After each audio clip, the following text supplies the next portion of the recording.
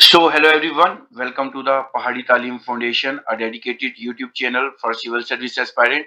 So, आज का हमारा लेक्चर नंबर सेकंड रहेगा on MCQs on general science. So ये वीडियो लेक्चर आप सबके लिए बहुत ज्यादा इंपॉर्टेंट है। इस वीडियो लेक्चर में हम आपके साथ जो एमसीक्यूज डिस्कस करेंगे उसके साथ कुछ एक्स्ट्रा इन्फॉर्मेशन भी शेयर करेंगे जो कि आपके एग्जामिनेशन के लिए बहुत ज्यादा इंपॉर्टेंट है।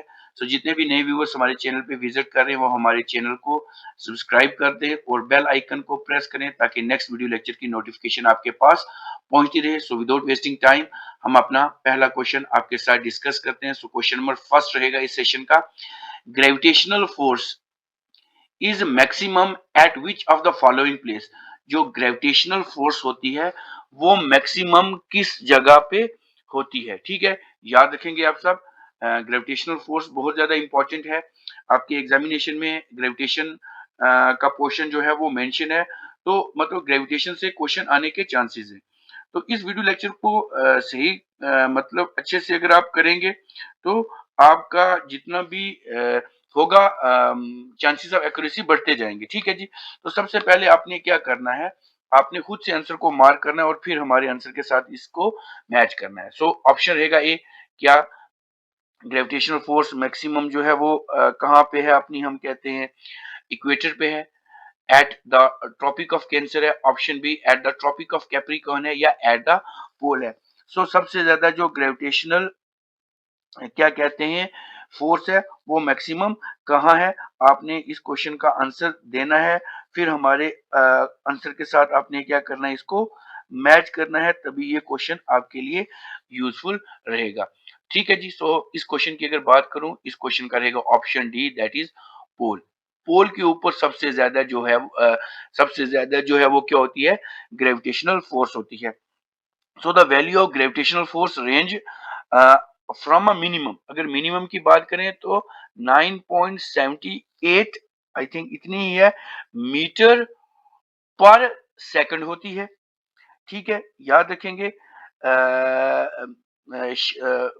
मीटर पर second square at equator to the maximum, और मैक्सिमम की अगर बात करें तो ये 9.83 रहती है मीटर पर सेकंड एट द पोल।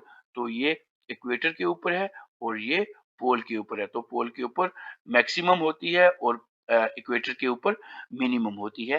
ठीक है जी, चलते हैं हम अपने नेक्स्ट क्वेश्चन की तरफ। क्वेश्चन नंबर सेकंड रहेगा, which of the following device is use to, कौन सा एक ऐसा डिवाइस है जिसको हम यूज करते हैं टू मेजर ह्यूमिडिटी, जिससे हमारी जो है ह्यूमिडिटी जो होती है, नमी जो होती है, वो हम मेजर करते हैं। सो इस क्वेश्चन की अगर हम बात करें, क्या इस क्वेश्चन का आंसर हाइड्रोमीटर है, हाइग्रोमीटर है, साइकोमीटर है, या एनीमोमीटर है। ठीक है जी। सो अगर हम ह्यूमिडिटी को मेजर करते हैं तो उसके लिए एक इंस्ट्रूमेंट, एक डिवाइस चाहिए जिसका नाम क्या है। अगर इस क्वेश्चन की मैं बात करूं, इस क्वेश्चन का आंसर रहेगा option B, that is hygrometer. याद रखेंगे, हाइग्रोमीटर एक ऐसा इंस्ट्रूमेंट है जिसे हम क्या करते हैं, ह्यूमिडिटी मेजर करते हैं। सो a hygrometer is an instrument used for measuring the humidity, mean water vapor in the atmosphere। ठीक है जी, चलते हैं हम अपने नेक्स्ट क्वेश्चन की तरफ। नेक्स्ट क्वेश्चन आपकी स्क्रीन पे रहेंगे, इसको ऊपर स्क्रॉल कर लेता हूँ। ठीक है जी, ऊपर स्क्रॉल कर लेता हूँ और ऊपर स्क्रॉल कर लेता हूँ। ठीक है जी। ठीक है, अब क्वेश्चन नंबर 3 रहेगा इस सेशन का। ठीक है जी, इस सेशन का 3 रहेगा, which of the following is not a vector quantity, कौन सी एक ऐसी है जो कि वेक्टर क्वांटिटी नहीं है। ठीक है जी। सो क्या मोमेंटम है, डिस्प्लेसमेंट है, टॉर्क है, या स्पीड है। याद रखेंगे। सो अगर हम इस क्वेश्चन की बात करें, इस क्वेश्चन का आंसर रहेगा option D, that is speed जो है वो वेक्टर क्वांटिटी नहीं है। जो नहीं है वो क्या है, स्पीड जो है वो वेक्टर क्वांटिटी नहीं है।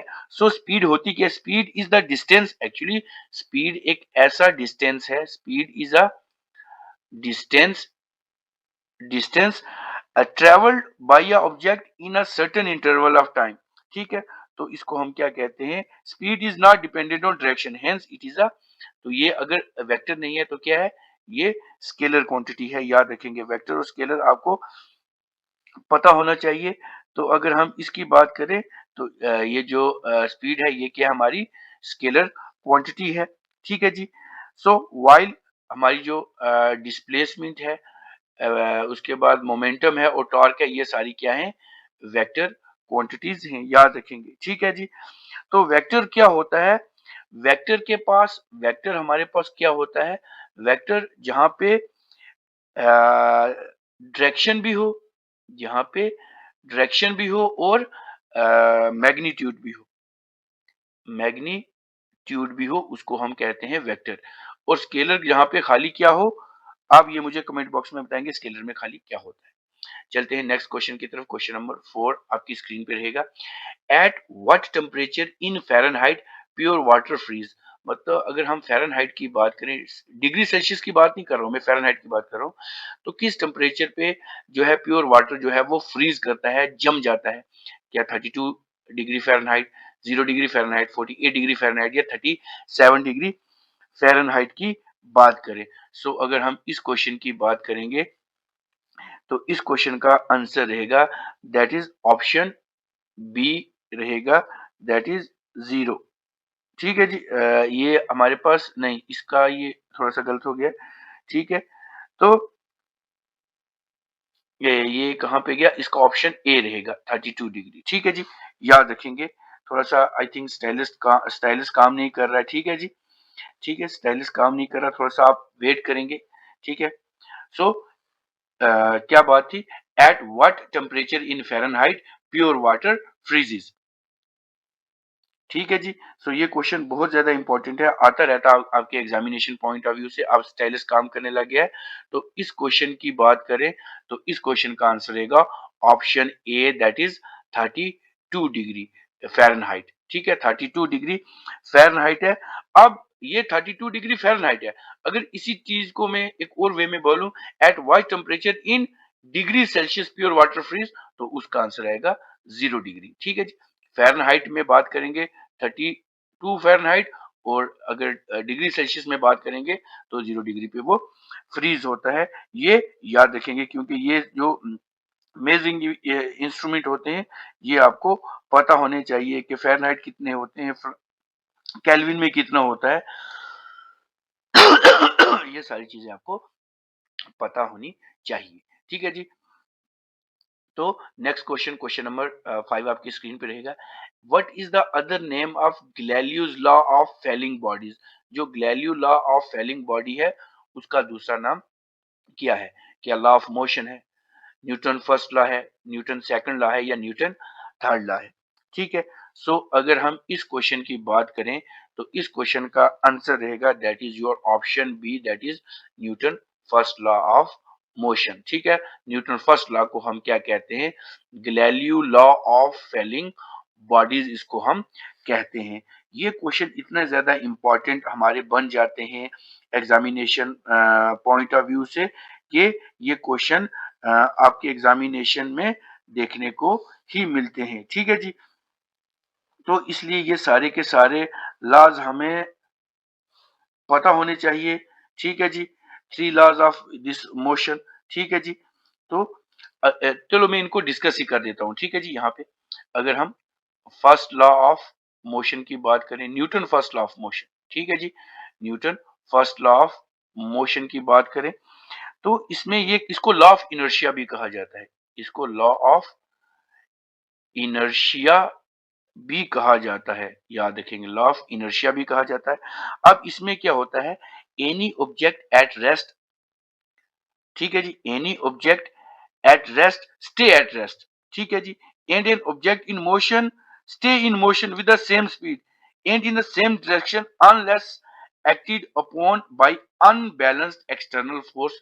तो इसको हम कहते हैं Newton first law of motion. ठीक है जी। ठीक है। या इसको हम ऐसे कहते हैं, a body is said to be in the state of rest और motion until an external force applied on it. मतलब हम गाड़ी में जा रहे हैं, अगर ब्रेक लगेगी तो हम अंदर से हिल जाएंगे। तो ये न्यूटन फर्स्ट लॉ की बात है। अब न्यूटन सेकंड लॉ की बात करें तो ये क्या होता है, इसकी बात करें, ये होता है F is equal to M A. ठीक है जी। Force is equal to mass into acceleration। ठीक है जी। the acceleration of an object is directly proportional to the net force applied to it and is inversely proportional to its mass। ठीक है जी। ये question इसके ऊपर आता है। ठीक है जी। उसके बाद हमारे पास थर्ड लॉ ऑफ न्यूटन आ जाएगा। थर्ड लॉ ये तो सबको ही पता होता है, ठीक है जी। थर्ड लॉ क्या है? Every action there is equivalent opposite reaction. इसको एक्शन और रिएक्शन भी कहते हैं, एक्शन और रिएक्शन भी कहते हैं। ये तीनों के तीनों लॉ आपको पता होने चाहिए। To every action there is equivalent opposite reaction. अब जब देखा होगा आपने, ये रॉकेट है, ठीक है जी, मैं इसको रॉकेट बना लेता हूँ। अब जब ये ऊपर आसमान की तरफ जाएगा, ये नीचे अपना जो है ये हीट और एनर्जी छोड़ेगा, नीचे की तरफ इसकी रिएक्शन है, ऊपर की तरफ इसका एक्शन है। मतलब जितना ये नीचे की तरफ ये इजेक्ट करेगा उतना ही ये ऊपर जाएगा, ठीक है जी। अब चलते हैं हम, ये तीनों के तीनों लॉ आपके क्लियर हो गए, ठीक है जी। अब क्वेश्चन नंबर 6 के ऊपर चलते हैं। क्वेश्चन नंबर 6 रहेगा, विच ऑफ द फॉलोइंग, ठीक है जी, which of the following device is best suited for measuring the temperature inside metallurgical furnace. Metallurgical furnace में हम कौन सा इंस्ट्रूमेंट यूज करते हैं फॉर मेजरिंग टेम्परेचर? क्या ऑप्शन ए की बात करें, फायरोमीटर को करते हैं, थर्मोकपल को करते हैं, थर्मोमीटर को करते हैं, या थर्मोसिस्टर्स को कहते हैं। सो अगर हम इस क्वेश्चन की बात करें, इस क्वेश्चन का आंसर रहेगा option A, that is pyrometer. Pyrometer को हम यूज करते हैं जिसकी वजह से, so pyrometer is a device best suited for the measuring temperature inside the metallurgical furnace में हम इसको यूज करते हैं।